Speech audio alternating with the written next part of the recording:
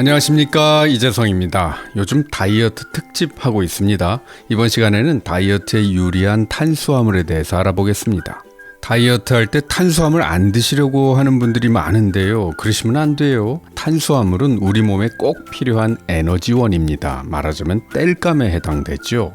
그런데 땔감은요, 종이처럼 금방 타는 땔감이 있고 연탄처럼 천천히 타올랐다가 천천히 꺼지는 땔감이 있습니다. 만약 아궁이에 불을 뗄 때 종이로만 떼면 옆에 붙어서 계속 종이를 넣어줘야 할 겁니다. 금방 타버리니까요. 하지만 연탄은요, 불 붙여서 딱 넣어두면 그 화력이 오래 갑니다. 우리 몸도요, 안정적으로 오래 타는 땔감을 넣어줘야 됩니다. 즉 몸속에 천천히 흡수되고 천천히 소비되는 그런 탄수화물을 섭취하는 것이 바람직합니다.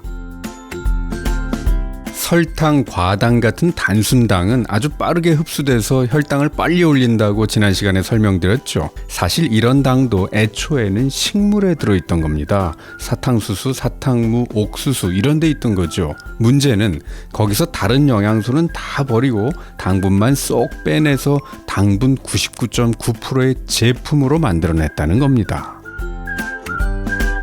탄수화물이 식물 속에 들어있을 때는요, 당류가 수십 개, 수만 개씩 뭉쳐져서 올리고당이나 전분의 형태로 존재하거나 또는 다양한 식물 성분과 함께 배당체 형태로 결합돼 있어서요, 복잡한 대사 과정을 거쳐야만 흡수가 됩니다. 또는 소장에서는 흡수되지 않고 대장에서 미생물에 의해서 대사되기도 합니다. 하여간 천천히 흡수되죠. 또 식물에는 섬유질이 들어있어서 탄수화물이 천천히 흡수되도록 해줍니다. 옛날 얘기 중에 어느 선비가 우물가에서 한 낭자에게 물 한 바가지를 떠달라고 했더니 너무 급히 마실까봐 버드나무 이파리 하나 띄워줬다는 얘기를 아시나요? 마치 버드나무 이파리처럼 탄수화물이 너무 빨리 흡수되지 못하도록 적당히 견제를 해주는 것이 바로 섬유질입니다. 여러분, 초밥을 먹고 나면요, 배가 금방 꺼져서 허기가 금방 찾아오는데 비빔밥을 먹고 나면 그렇지 않습니다. 그 이유를 이해하실 수 있겠죠? 나물에 들어있는 섬유질 때문입니다. 식물의 섬유질은요, 또 대장으로 흘러들어가서는 대변의 원료가 됩니다. 다이어트 하다가 변비 생기는 분들 참 많죠. 먹는 게 적으니까 나오는 것도 적은 거죠. 다이어트를 하더라도요, 채소와 나물을 열심히 드시면서 섬유질을 충분히 섭취하면 변비가 안 생깁니다. 곡식과 채소에는 또 저항전분이라는 것도 들어있어요. 위장과 소장에서 흡수되지 않으니까 이 저항전분은 칼로리를 내지 않고요. 이게 대장에 살고 있는 유익한 세균들의 먹이 역할도 하기 때문에 프리바이오틱스로서의 중요한 역할도 합니다. 여러분, 자연이 우리에게 탄수화물을 줄 때는요, 탄수화물 딱 한 가지만 들어있는 단순한 식물을 주지는 않았습니다. 비타민, 미네랄, 섬유질, 또 각종 식물 영양소가 함께 들어있는 패키지 형태로 주었습니다. 영양소는요, 탄수화물, 단백질, 지방과 같이 땔감으로서 타는 영양소가 있고 비타민, 미네랄 같이 땔감이 잘 타도록 태워주는 영양소가 있습니다.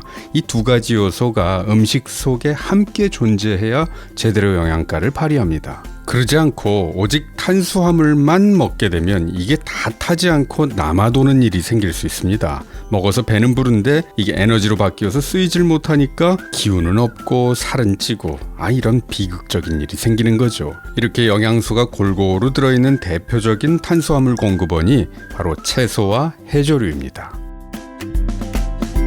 자, 그럼 밥은 어떻게 할까? 흰쌀밥보다는요, 현미밥이 훨씬 더 유리합니다. 쌀알의 구성 비율을 보면요, 씨눈이 3%, 속껍질이 5%, 속알갱이가 92%를 차지합니다. 그런데 비타민 B군, 비타민 E, 또 셀레늄, 아연 같은 미네랄 함량을 보면요, 씨눈의 66%, 속껍질에는 29%가 들어있고요, 속알갱이에는 고작 5%밖에 안 들어있습니다. 그러니까 흰쌀밥은 그저 탄수화물 덩어리에 불과한 겁니다. 밀가루는 어떨까요? 밀가루는 밀의 속껍질을 벗기고 하얀 알맹이만 곱게 갈아 놓은 겁니다. 이게 껍질째 갈아서는요 유통을 시킬 수가 없습니다. 왜냐하면 속껍질과 씨눈 부분에 지방 성분이 있는데 이걸 함께 갈아서 놔두면 지방이 산패하거든요. 그러면 유통을 시킬 수가 없습니다. 그래서 그냥 알맹이 부분만 하얀 밀가루로 만들어서 유통시키는 거예요. 여기엔 섬유질이 거의 없죠. 곡식은요, 통곡식으로 먹어야 영양을 제대로 섭취할 수가 있습니다. 현미는 그저 탄수화물 덩어리가 아니고요, 비타민과 미네랄이 풍부하게 들어있고요. 현미의 속껍질에는 섬유질이 풍부합니다. 다이어트 하다 보면 변비 생기기 쉽잖아요. 밥만 현미밥으로 먹어도 변비 잘 안 생깁니다. 다이어트 해보시겠다고요? 그렇다면 우선 밥부터 현미밥으로 꼭 바꾸시기 바랍니다. 물론 현미는 30번 이상 꼭꼭 씹어 먹어야 소화가 제대로 됩니다. 자, 오늘 얘기 요약할게요. 다이어트 한다고 탄수화물을 안 먹겠다는 생각은 하지 마세요. 탄수화물이 나쁜 게 아니고 나쁜 탄수화물이 나쁜 겁니다. 설탕이나 액상과당 같은 정제당이 잔뜩 들어있는 식품은 피하시고요. 채소, 해조류, 현미 같은 것으로 탄수화물을 섭취하시기 바랍니다. 여러분, 다이어트에 성공하려면 몸은 수술하지 마세요. 생각을 수술하세요.